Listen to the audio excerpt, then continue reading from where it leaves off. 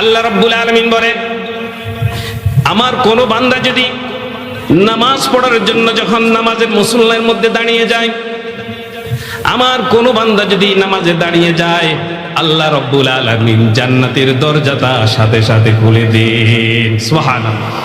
আমরা যে নামাজে দাঁড়াচ্ছি, আজকে যারা ইশার পড়েছি, আল্লাহ পাক জান্নাতের দরজায় নামাজি ব্যক্তির সম্মানে তিনি খুলে দেন।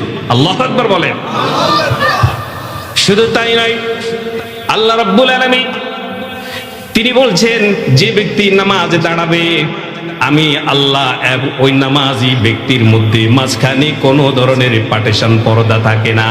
আল্লাহ রাব্বুল আলামিন ৭০,০০০ নূরের পর্দাকে যে ব্যক্তি নামাজে দাঁড়িয়েছে তার সম্মানে তিনি পর্দা তুলে ফেলেন। সুবহানাল্লাহ। অর্থাৎ নামাজ পড়া মানে আল্লাহর সামনে থাকা। বলেন আল্লাহু আকবার। নামাজ পড়া মানে আল্লাহর কাছাকাছি যাওয়া।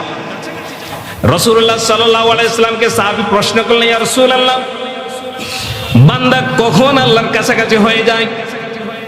আল্লাহর নবী বলেছেন, ও সাহাবী, বান্দা যখন নামাজে দাঁড়িয়ে আল্লাহকে সিজদা দেয়, আমার রব্বুল আলামিন তখন সাথে সাথে বান্দার কাছাকাছি হয়ে যায়। সুবহানাল্লাহ।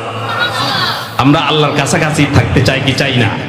কারা কারা আল্লাহর কাছাকাছি থাকতে চান? দুই হাত তুলে আল্লাহকে ধরেন, নারায়ে তাকবীর। আল কোরআনের আলো। আল্লাহ নামাজের জন্য আমাদের হাতগুলোকে কবুল করুন, বলেন আমিন।